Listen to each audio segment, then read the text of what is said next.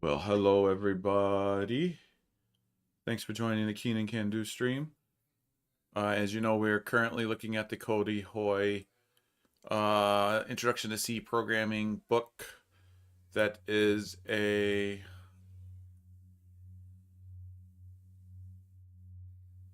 book released under the license. So we last left off with variable names.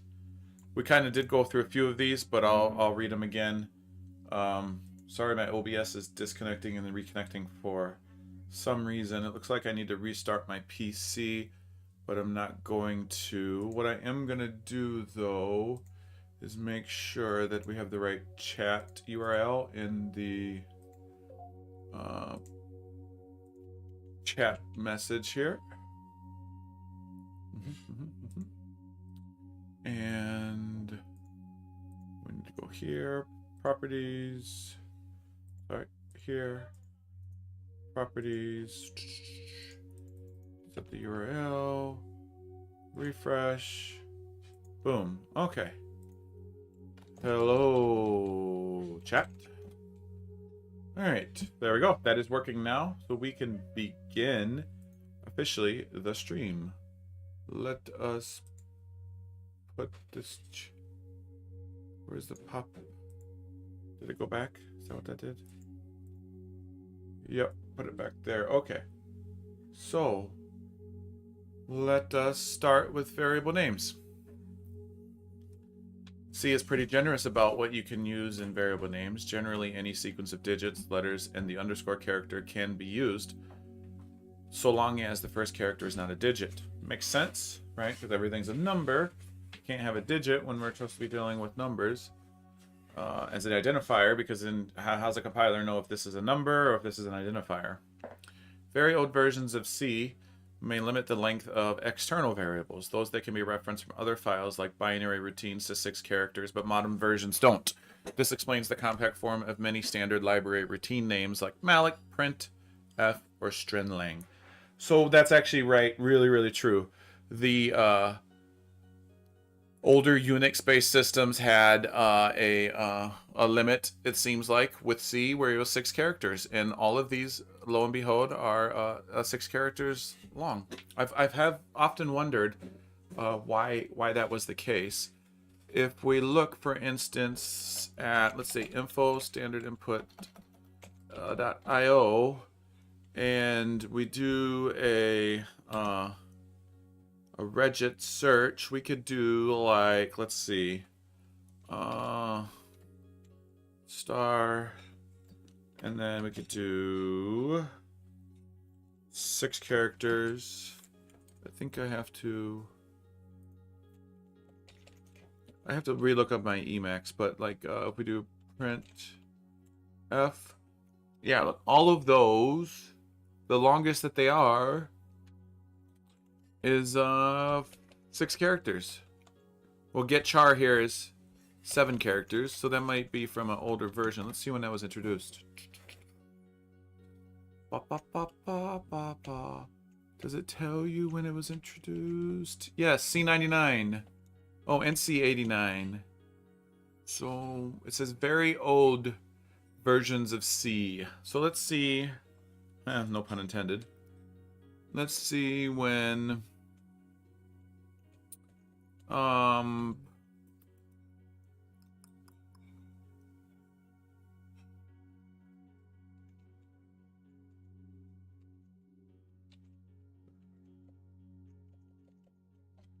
let's see when printf was. So printf, we can get example. Printf, let's just go to the end here. Printf was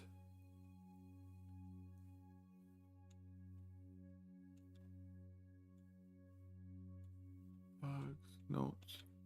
Oh, POSIX. So it does say C99, C89 too. So, huh. So I'm not sure how older the very old are, if they're talking about something before even C99. Well, Older languages are more restrictive and variable names have evolved over the years. So they started off with binary, so this 111001001001001 was a physical address represented as bits. This is Octothorpe FC27, typical assembly language address represented in hexadecimal to save typing, and because it's easier for humans to distinguish Octothorpe A7 from Octothorpe B6 than to distinguish 1010011 from 101101110. Right? Yeah. And those are the hexadecimal representations, right? So we could check that just, for some fun here. We could go to, where's Scratch? And we could be like, okay, we have this A7. It's going to be 0 through 9, so this should be a 10. So that should be 80 plus 7. So I'm thinking that's 87. Does that equal 101? Let's see. 0, 1, 0, 0, 1, 1, 1, which is 1.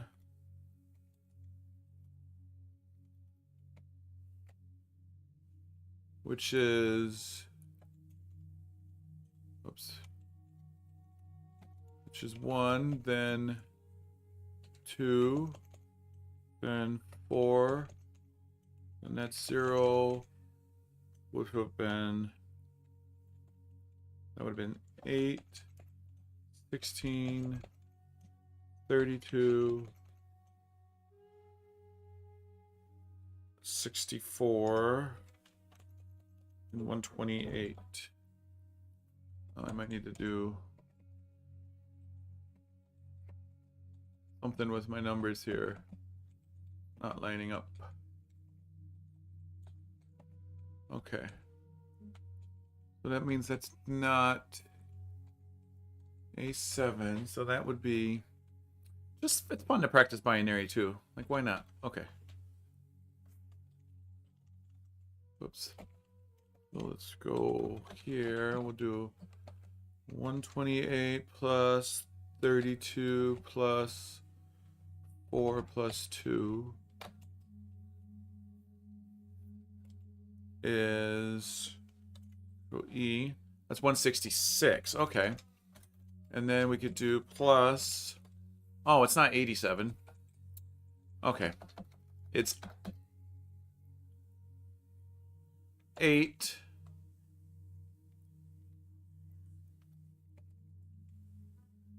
So it's 8 here. And 2. No. 1 here. And 8 here. Okay. So that would be A, B, C, D, E, F, 9, 10, 8.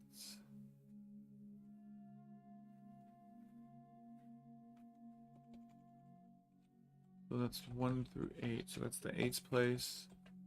And this is the 16th place. Okay, so we have 16 times 8. We'll do 16. Oh no, we'll do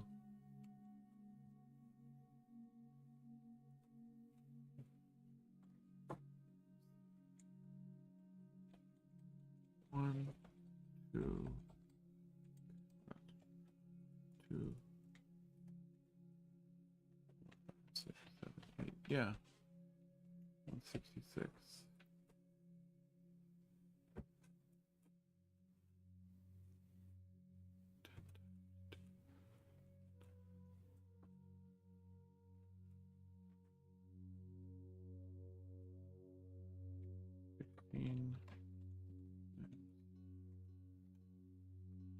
Ten, 10, and 7. 167. So where am I wrong here? Oh, 1 here. Okay.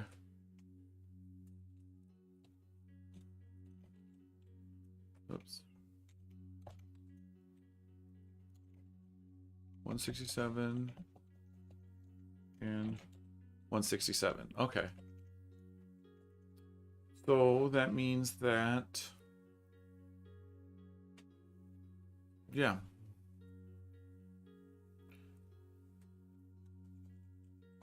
This is the memory address 167 and 167 because this means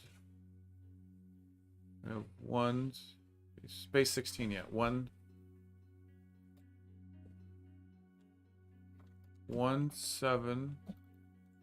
ones and 16 eights. Okay. All right. A string variable in BASIC, back in the old days where basic variables were one uppercase letter, optionally followed by a number, optionally followed by $sign for a string variable, and % for an integer variable. These type tags were used because BASIC interpreters didn't have a mechanism for declaring variable types. IFNXG7. A typical Fortran variable name. Back in the days of 6-character all caps variable names, the I at the start means it's an integer variable. The rest of the letters probably abbreviate some much longer description of what the variable means. The default type based on the first letter was used because Fortran programmers were lazy, but it could be overridden by an explicit declaration. IJC, count, top of stack, accumulated time in flight. Typical names from modern C programs. There is no type information contained in the name. The type is specified in the declaration and remembered by the compiler elsewhere. Note that there are 2 different conventions for representing multi-word names. The first is to replace spaces with underscores, snake case, and the second is to capitalize the first letter of each word after the first, camel case. You should pick one of these 2 conventions and stick to it. PRGC grade database, an example of Hungarian notation. A style of variable naming in which the type of the variable is encoded in the first few characters. The type is now back in the variable name again.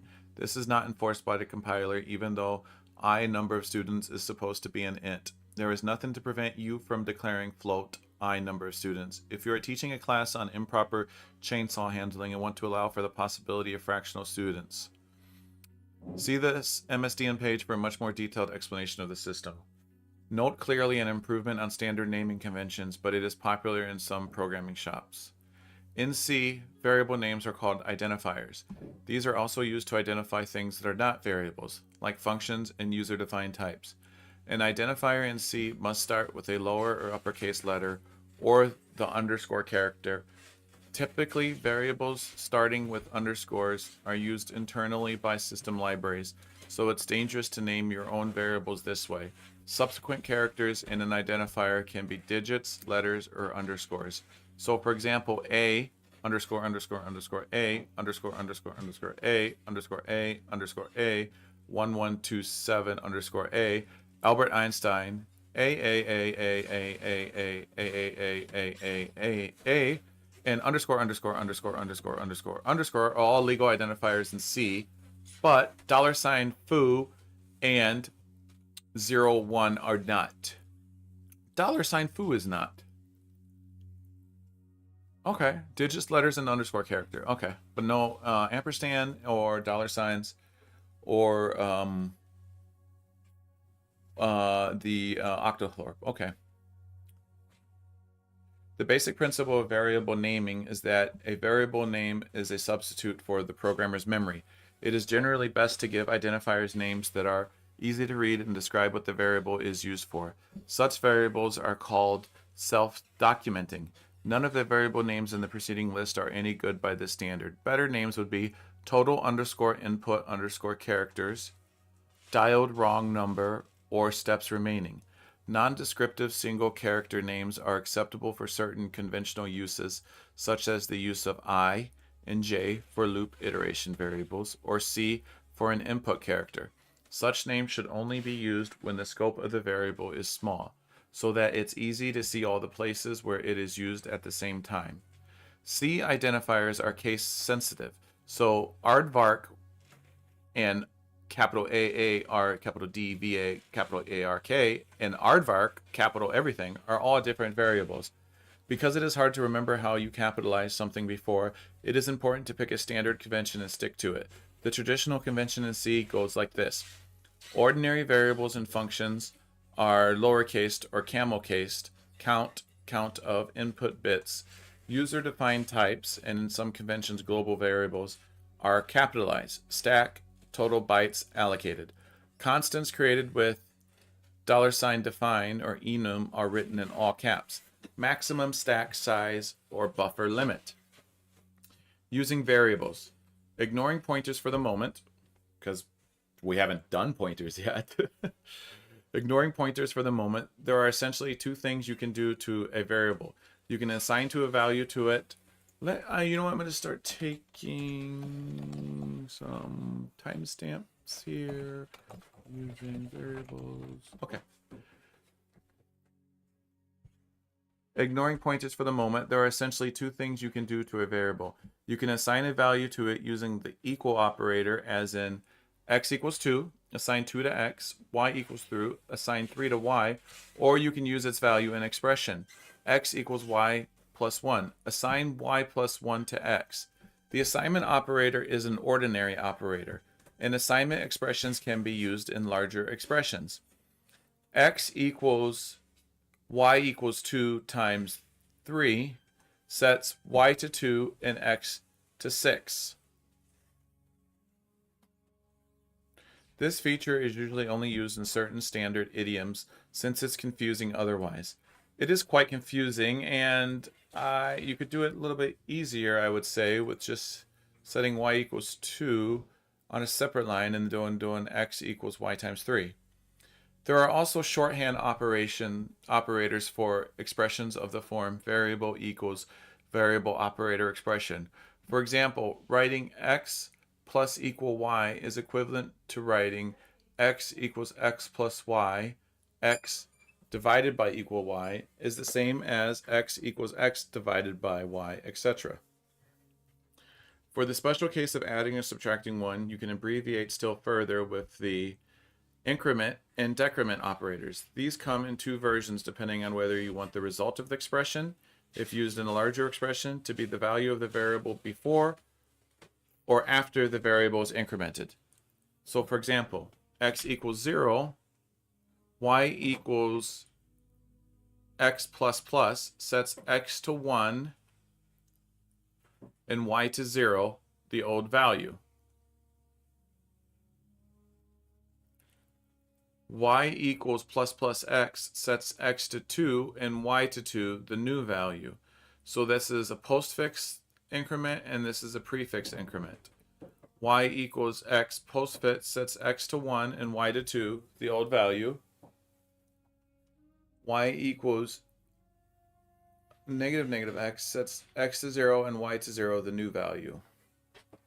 So if you have the prefix decrement or increment operator in prefix notation, that means that you are doing the operation on the x before you do the assignment on the left. The intuition is that if the plus plus comes before the variable, the increment happens before the variable is read. Yeah, so that's just what I said. A pre-increment, if it comes after, it happens after the value is read. A post-increment. This is confusing enough that it is best not to use the value of pre-increment or post-increment operations except in certain standard idioms.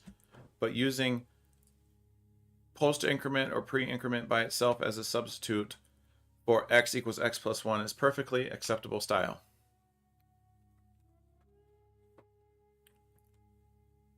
Initialization. It is a serious error to use the value of a variable that has never been assigned to, because you will get whatever junk is sitting in memory at the address allocated to the variable, and this might be some arbitrary leftover value from a previous function call that doesn't even represent the same type. Fortunately, C provides a way to guarantee that a variable is initialized as soon as it is declared. Many of the examples in the notes do not use this mechanism because of bad habits learned by the instructors using earlier versions of C that impose tighter constraints on initialization. But initializing variables is a good habit to get into practice of doing. For variables of simple types, that is, not arrays, structs, or unions, an initializer looks like an assignment. So for instance, you have int sum equals 0, int n equals 100, int n squared equals n times n, double grade school pi equals 3.14, constant char times constant greeting equals hi, constant char pointer constant greeting equals hi. I don't know. Not quite sure what this is yet. Not sure. Okay. Constant int greeting length equals string greeting. For ordinary local variables, the initializer value can be any expression, including expressions that call other functions. There is an exception for variables allocated when the program starts, which includes global variables, outside functions, and static variables inside functions, which can only be initialized to constant expressions. The last two examples show how initializers can set the values of variables that are declared to be const. The variable greeting is both constant itself because of const greeting and points to data that is also constant because it is of the type const char. This is the only way to set the values of such variables without cheating, because the compiler would complain if you try to do an ordinary assignment to a variable declared to be a constant. And why would you? To me, that's just interesting design choice if you have a need to assign an alternate value to something that you set as constant. Possibly you'd want to go back to your problem definition, and maybe constant wasn't the right thing that you needed to put for that variable type. For fixed excuse me, my apologies.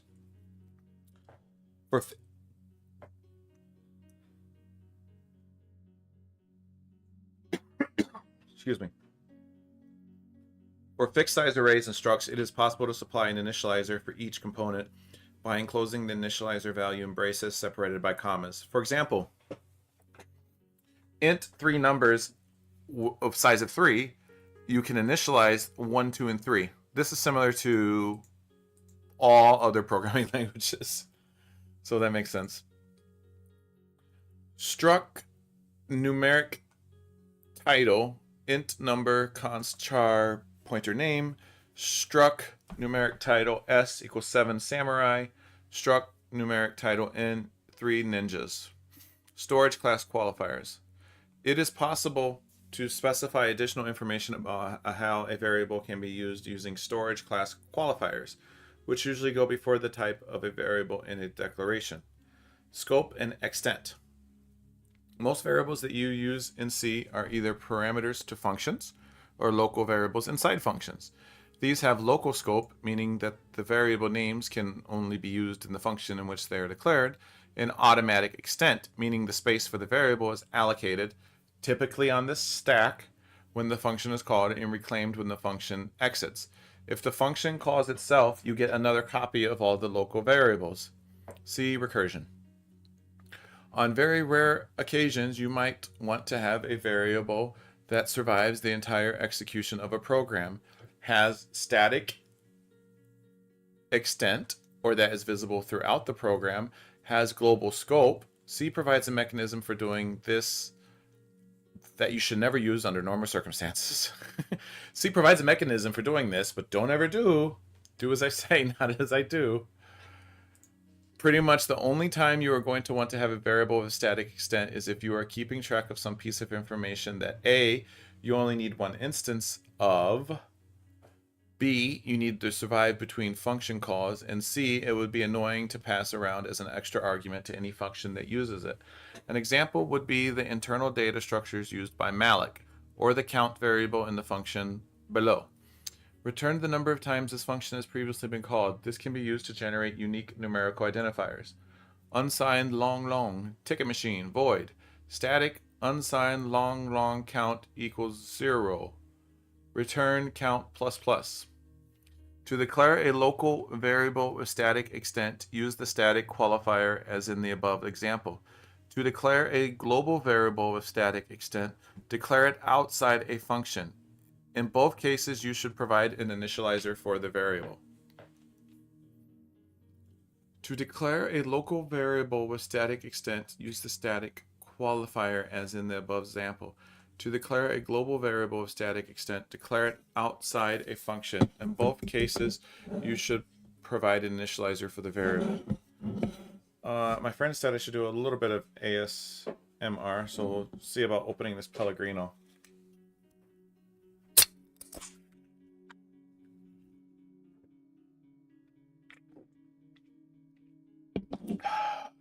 Okay. Additional qualifiers for global variables. It is possible to put some additional constraints on the visibility of global variables. By default, a global variable will be visible everywhere, but functions, files other than the one in which is defined, won't necessarily know what type it has. This latter problem can be fixed using an extern declaration, which says that there is a variable somewhere else of a particular type that we are declaring, but not defining, so no space is allocated. In contrast, the static keyword on a global variable specifies that it will only be visible in the current file, even if some other file includes a declaration of a global variable of the same name. Here are 3 variable declarations that illustrate how this works. Unsigned short global equals 5. Global variable can be used anywhere. Extern float global float. This global variable defined somewhere else has to float. Static char character equals C. Global variable can only be used by functions in this file. Aha, I see. So static can only be used in the current file. Extern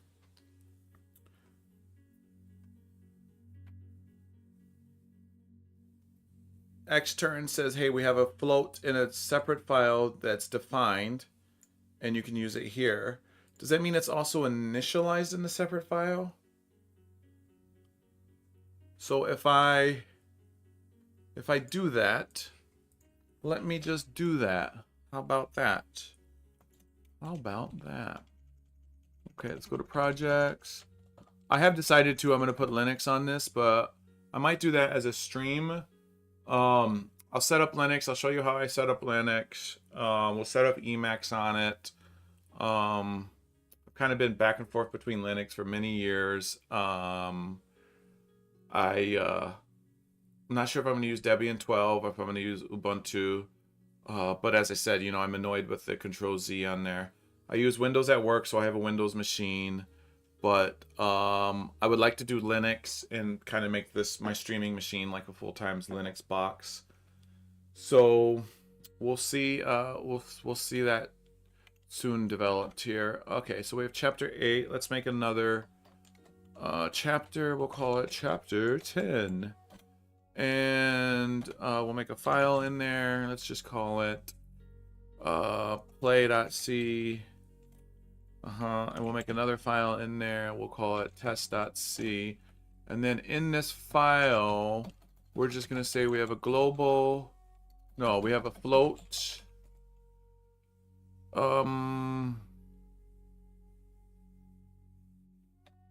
Global float. Float equals 153. Okay, so if I save that.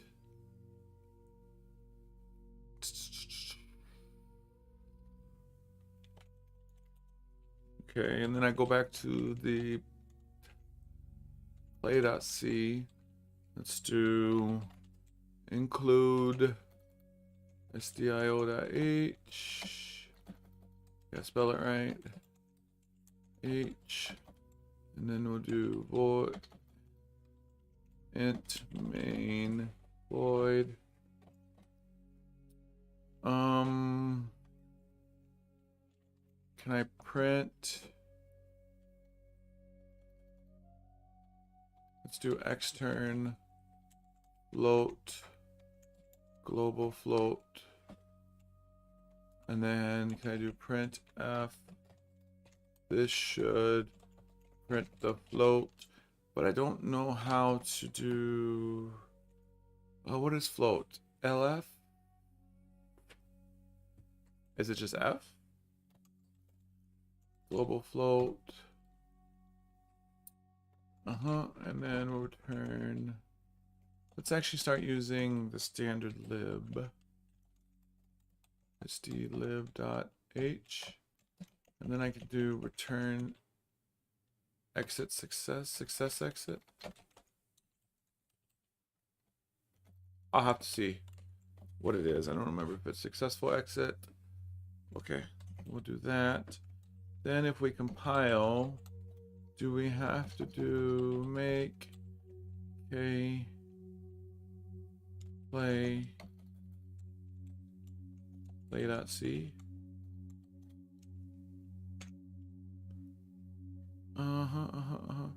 Undefined reference. LD returned. Nothing to be done.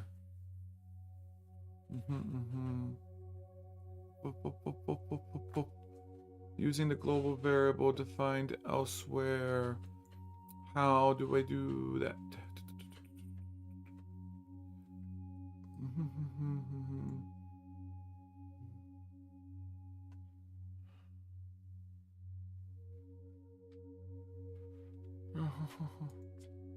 See, using extern.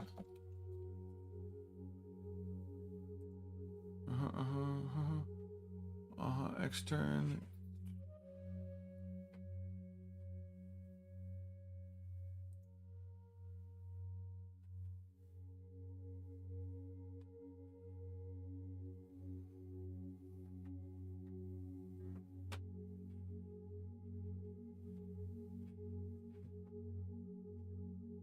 How do I do the compilation? No.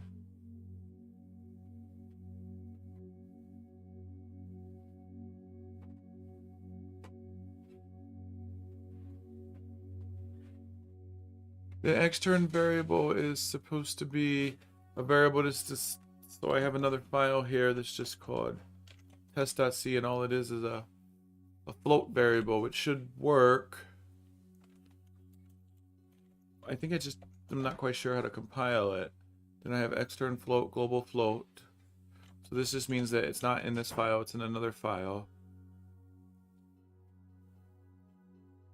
Oh, a header file. Ah.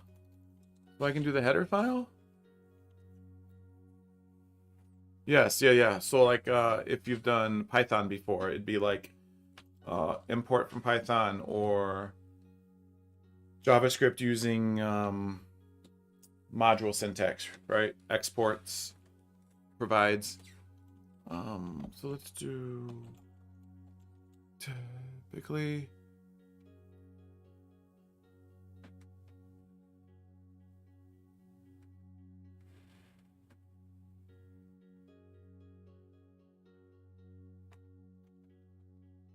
I'm really not sure how to do that. We'll come back to that because I'm not sure. I know it'll be talked about again later.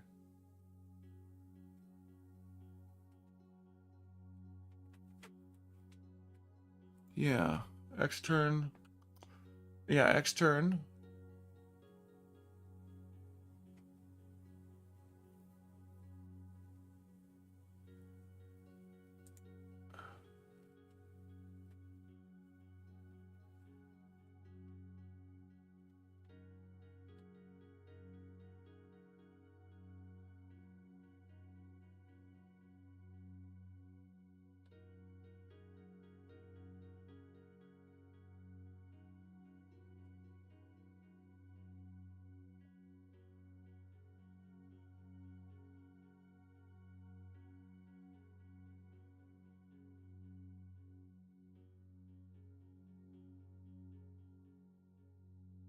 Oh, I need to name it a header file instead, I guess. Okay.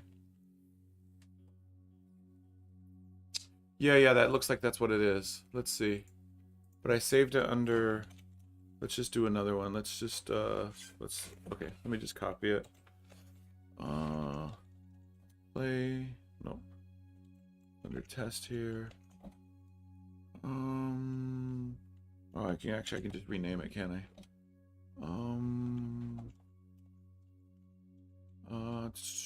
Isn't it Q? No. D.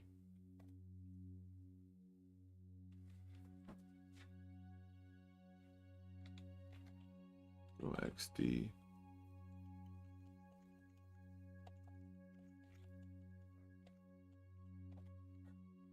Yeah.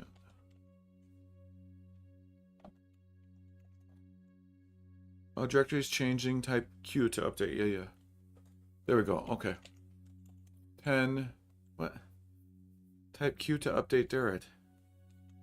Is that G? That's a G. Okay. Okay, so I have test here. What if I want to rename? Is there a Durid rename?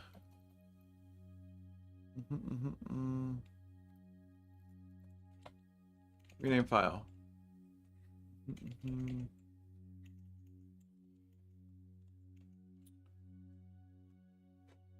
I don't remember the file name now. Is it test? Yes, it's test. Okay. Rename file. Test to test.h. Oh, that didn't do. Rename file. There it is. Okay, cool. So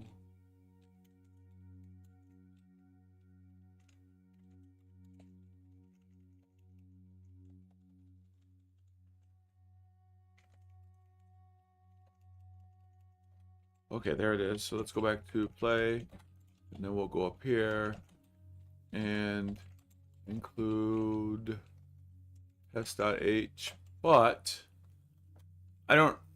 It's not loaded. Do I have to link it? Do I have to add it to the linker somehow? That's the thing. Let's see. Yeah. Fatal error. No such file or directory.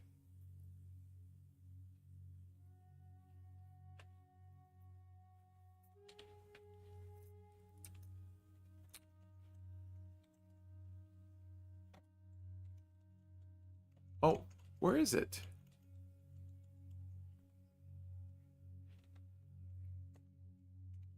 There it is, test.h. Okay.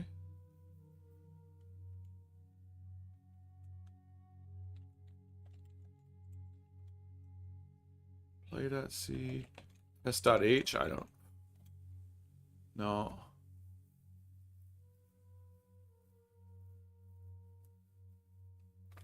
So I need to link it. So info GCC. I don't think so. What don't you think? Did I need to add it to the linker? Link include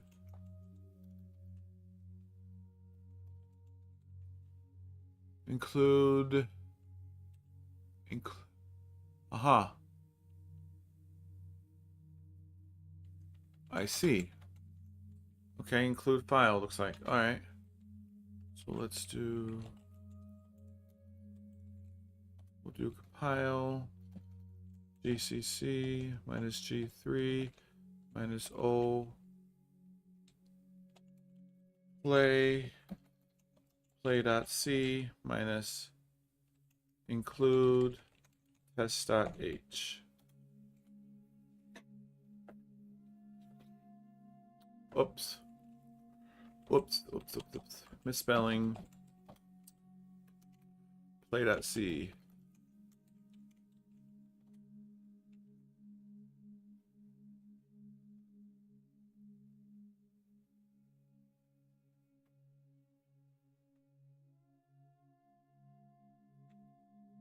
Could be that. How's your night going anyways? Where you viewing from? It is 8:50 here. Compile. Include. Did I use the include wrong?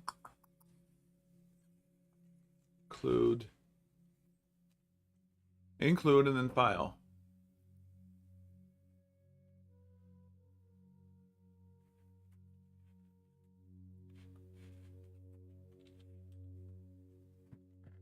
Options in files, a white space character may be included. Files that might be included, done with the ANSI.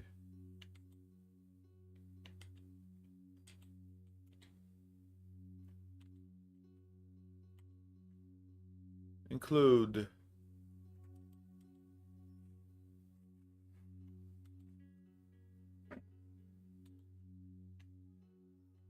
Darkness segments.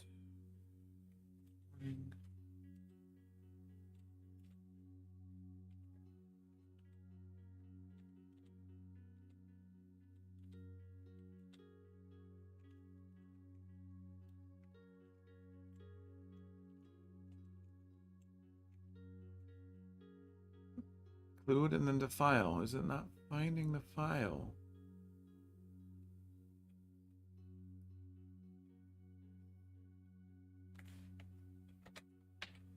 Include. Do I have to put it in like... No, I don't think so. No.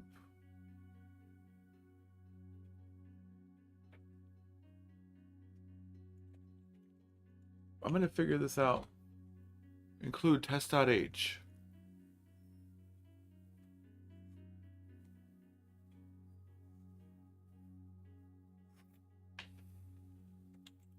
Compile.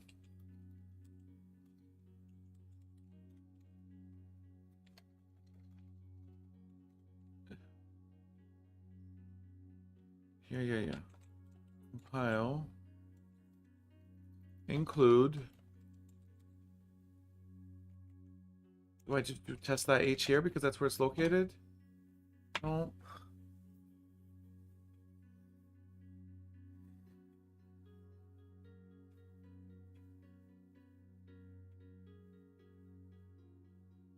That's where I need to go back to those mark. Yeah, look, I could try that, but I don't. It doesn't look like that from the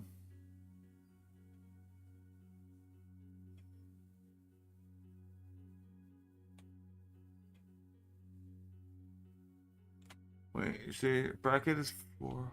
Let me see what you're saying here.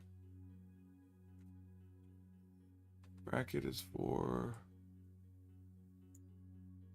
Okay, I'll try that, but I don't think that's what it is.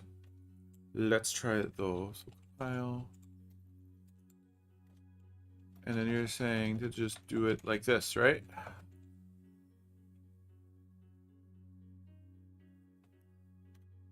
No. It's that it can't find it within the include. Do I need to do it? Or are you saying within the code? Like that?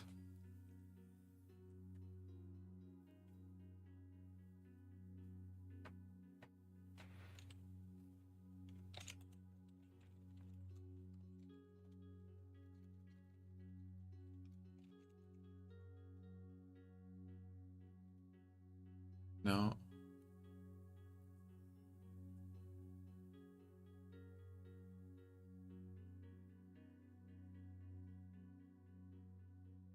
Oh, you don't have to have the... Are you really?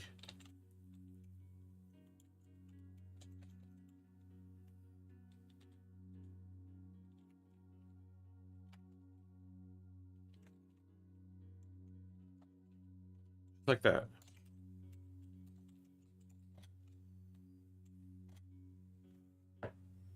Aha. Yeah. Okay.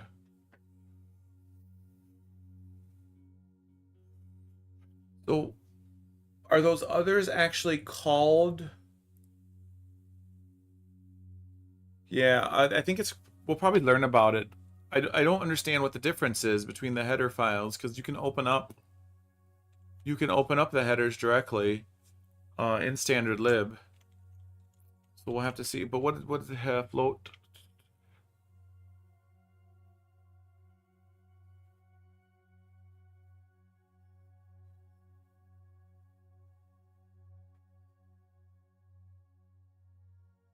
Error redefinition of global float. I didn't redefine it, did I?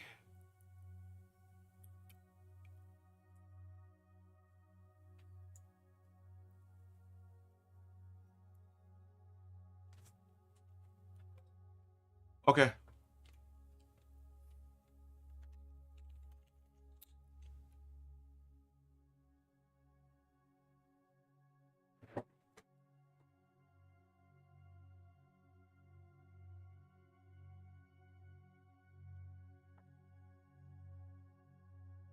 Redefinition of global float.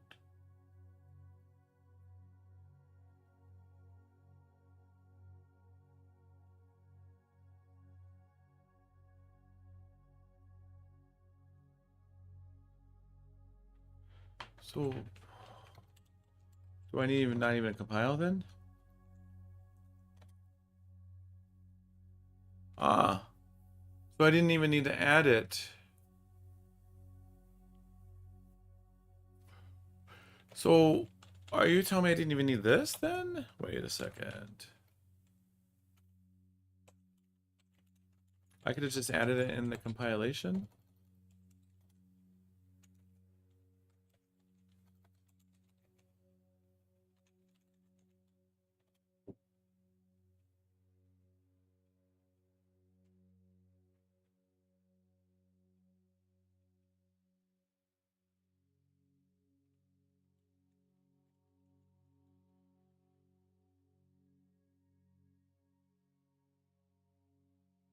Uh-huh. There it is.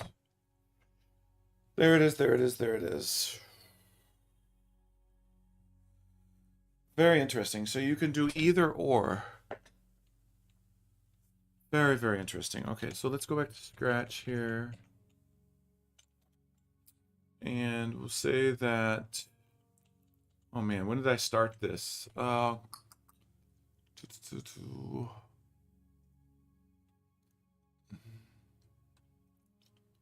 56, so 20 minutes ago.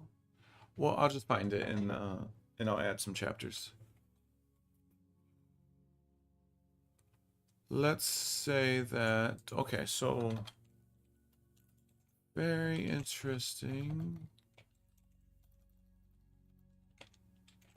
that you can use extern either at the compiler level or in the header of your source file.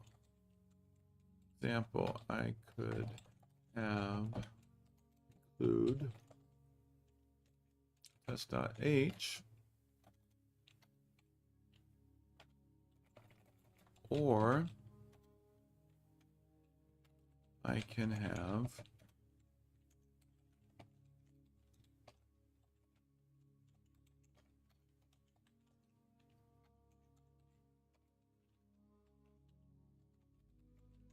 which I'm assuming is similar, but so I'm trying to think like when you do compiled languages, it's often a good idea to do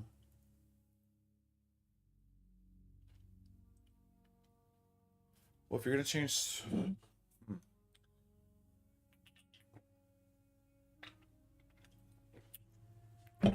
this is a compiled language, so anything you want to change at all, you'd have to. I was thinking like for the languages where you have configurations and stuff, you'd want the configuration in an external file than having it in the source code. So the fact that I'm doing it here in the compilation might be better than doing it in the actual file like this, but I don't really know. Okay. So let's move it on.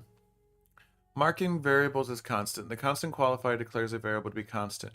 Const int 3 equals 3. This will always be 3.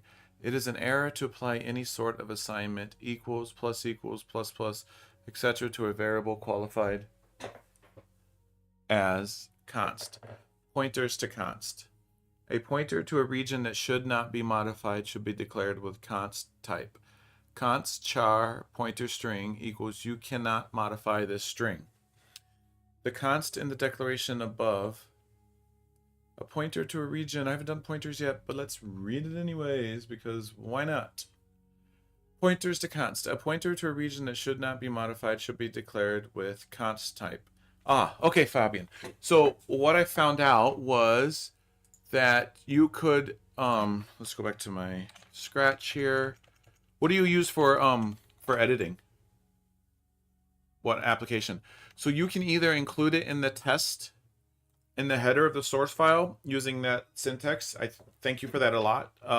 You can include it in the header of the test file like that, or you can include it in your compiler. For things like Python and C#, well, Python's not compiled, right? But for some of the other compiled languages I work with, sometimes having build options in the compiler makes it more flexible. So I'm not sure. I think I prefer the one here in the compiler, but for quick, testing, it would have just been just as easy to, yeah, that is pretty cool. It would have been just as easy to test it really quickly using the test.h. So I could have went, back into play, and then just like you said, if I just did type in the right thing, hashtag test.h, and then for the compile, just simply do the make command, right? Just make k play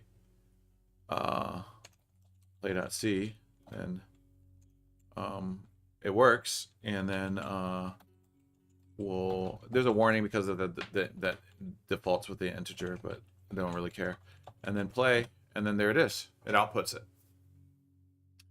So I think it's kind of up to the programmer. For quick testing and things, yeah, I like this, but when we come down to the nitty gritty of like building later on with building, doing builds, using the make files, I would prefer to probably have it in the compiler, because then you could be more explicit. And if you then define something in another location, all you have to really do is recompile it, and you don't have to go into the code and change the actual source code. You can just change how you build it with the compiler. It makes it more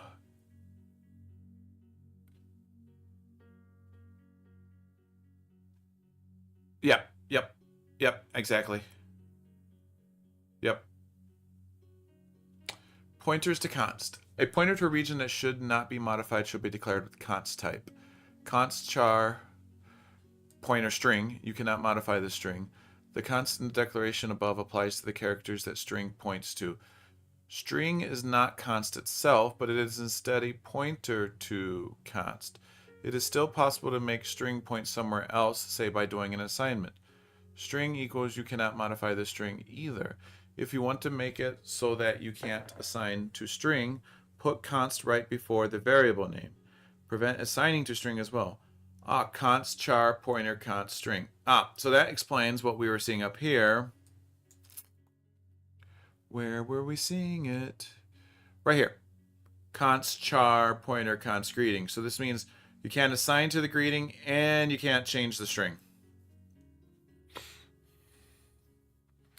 If you want to make it so you can't assign to string, put const right before the variable name. Prevent assigning to string as well. Const char pointer const string. You cannot modify the string. Now string is a const pointer to const. You can neither modify string nor the values it points to. Note that const only restricts what you can do using this particular variable name. If you can get at the memory that something points to by some other means, say through another pointer, you may be able to change the values in the memory location anyway. Int x equals 5, const int pointer equals and x, not sure what and x means yet. Int pointer q, pointer p equals 1. We'll cause a error compile time, yeah, because you can't change pointer p. X equals 3 also changes pointer p, but will not cause an error. Oh, that's slightly sneaky. Okay, so we finished chapter 10. What is chapter 11? Input and output. Let's just do a quick view of it. So we're going to be learning about file I/O, recursive descent parsing, not quite sure what that is. Rolling your own I/O routines, very interesting. Formatted I/O, reading and writing single characters, character streams. So this chapter is when we're actually probably going to be able to start making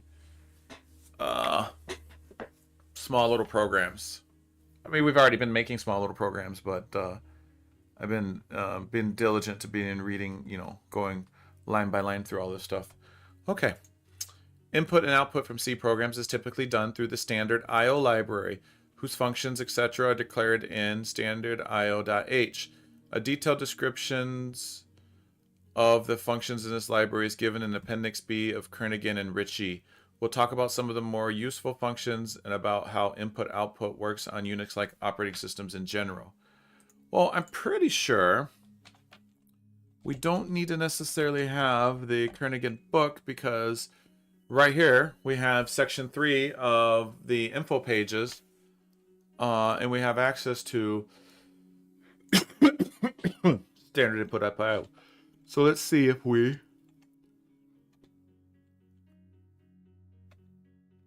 see if it lists all the functions. There we go. There's the list of all the functions. So it looks like we have a few. Yeah.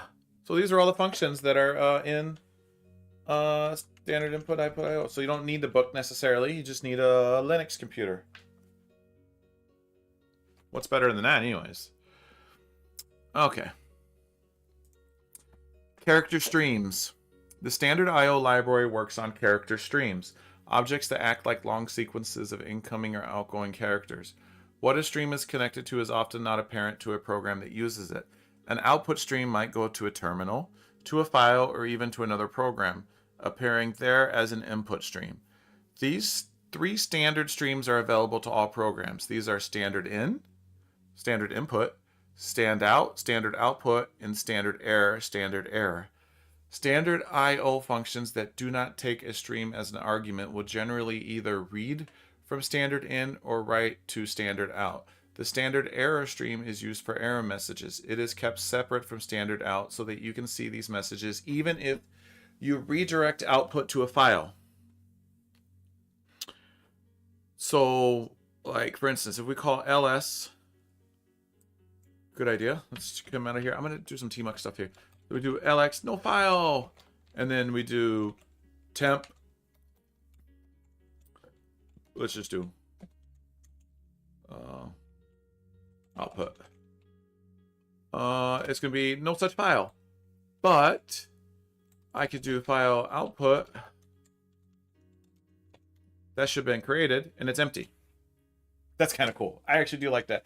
So it's kind of like, so in like C# and other languages, like there's a lot more boilerplate to get access to an error stream by doing like catches, tries and catches on your input. This is pretty cool that you have the ability to do this pretty quickly like that. Reading and writing single characters. To read a single character from standard in, use get char. Int c equals get char. The get char routine will return the special value end of file, usually -1 for short end of file if there are no more characters to read, which can happen when you hit the end of a file or when the user types the end of file key, Control D to the terminal. Note the return value of get char is declared to be an int since EOF lies outside the normal character range. To write a single character to standard, use put char. Even though put char can only write single bytes, it takes an int as an argument. Even though put char can only write single bytes, it takes an int as an argument. Any value outside the range 0 to 55 will be truncated to its last byte, as in the usual conversion from int to unsigned char. That makes sense. Both get char and put char are wrappers for more general routines, get c and put c, that allow you to specify which stream you are using. To illustrate get c and put c, here's how we might define get char and put char if they didn't exist already. Int get char 2 void return get c stand in. Int put char 2 put char return put c stand out. Note that put c put char 2, put C, comma, put char 2 as defined above, and the original put char all return an int rather than void. This is so that they can signal whether the write succeeded. If the write succeeded, put char or put C will return the value written. If the write failed, say because the disk was full, then put char, put C or put char will return end of file. Here's another example of using put C to make a new function, put error, that writes a character standard error. Yeah.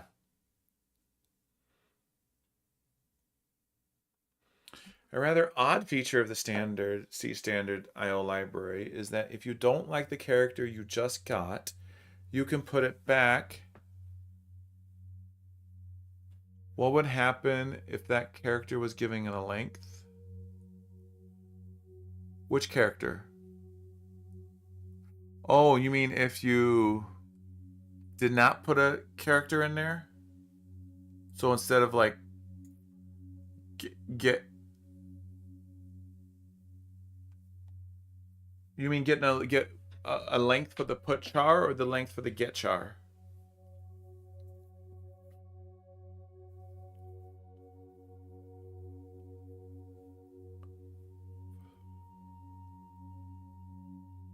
Yeah, you could have an array.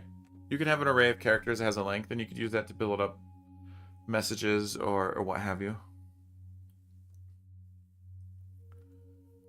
Okay, where were we? The limitation on put it back. The limitation on ungetC are that A, you can only push one character back, and B, that character can't be the end of file. The ungetC function is provided because it makes certain high-level input tasks easier. For example, if you want to parse a number written as a sequence of digits, you need to be able to read characters until you hit the first non-digit. But if the non-digit is going to be used elsewhere in your program, you don't want to eat it. The solution is to put it back using ungetC.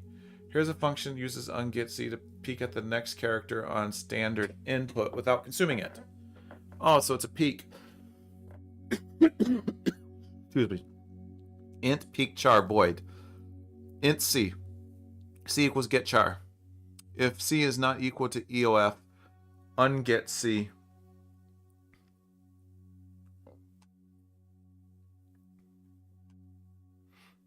Return C. Okay, I want to try that. I want to try something with this get char and put char.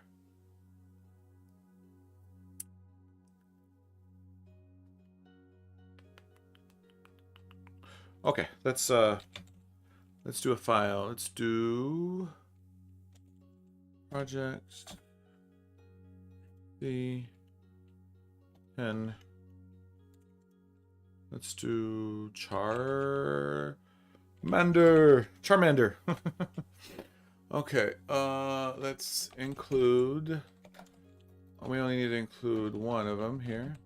Standard imp H, and we'll do int main void, and then we'll say we're gonna get a char. This is the first thing I'm gonna do, so I don't need to do it. Let's just do int C equals get char, and then we'll put it right back. Put char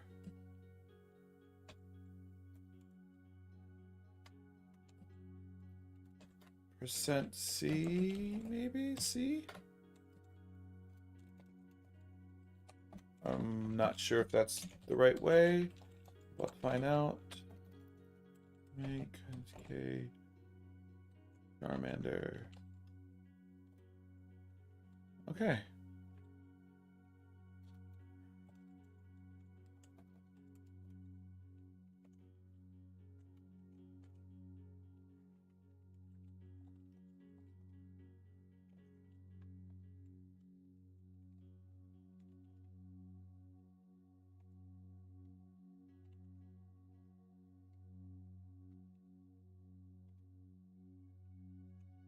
Oh, I didn't Okay.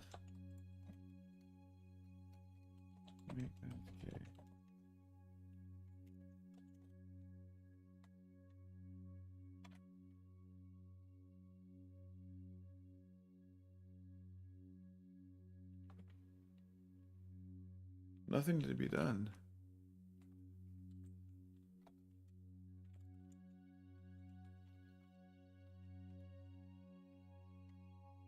Do GCC then. I'm not sure what's...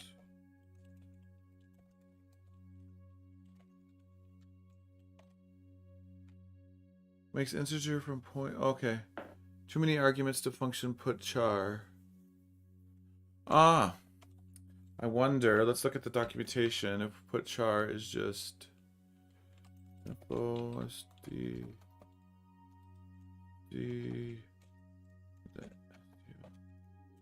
put char.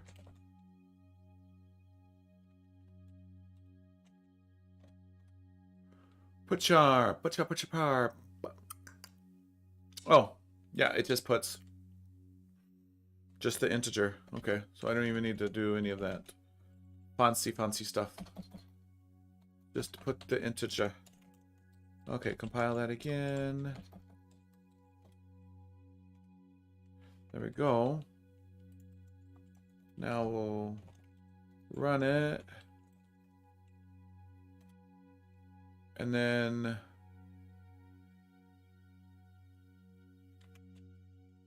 oh, I need to run it probably from here.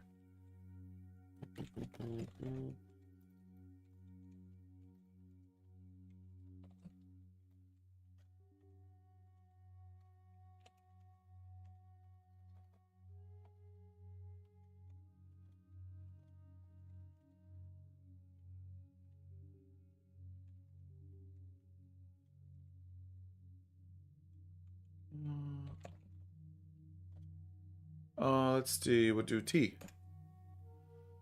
T.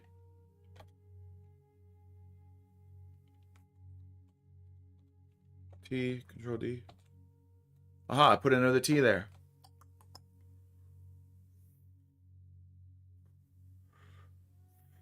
Interesting. Yeah. I think I looked at that a little bit late, but you're absolutely right.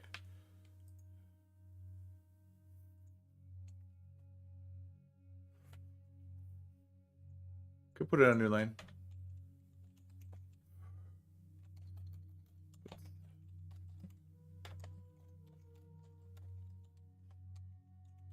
Good idea.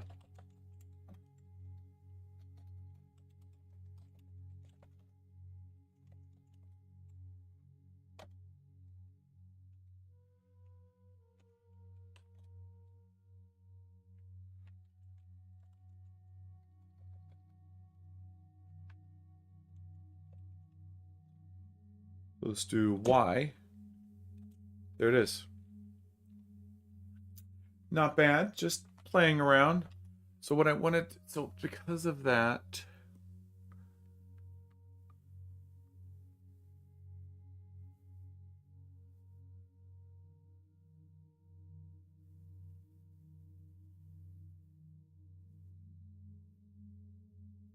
what is the integer for, what is the integer there for the return key? Huh, it just, oh, I have to,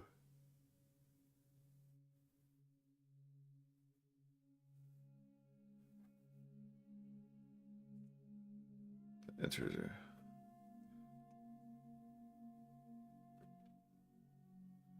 The ASCII value. Put char. Oh, I could do printf. Let's say key. Let's see ASCII value. Right? Let's do percent %d. And then we'll do that. And we'll do C. Now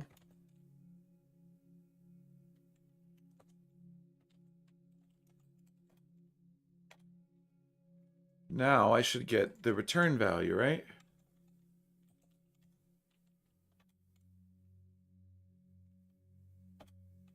Haha. That's kind of cool.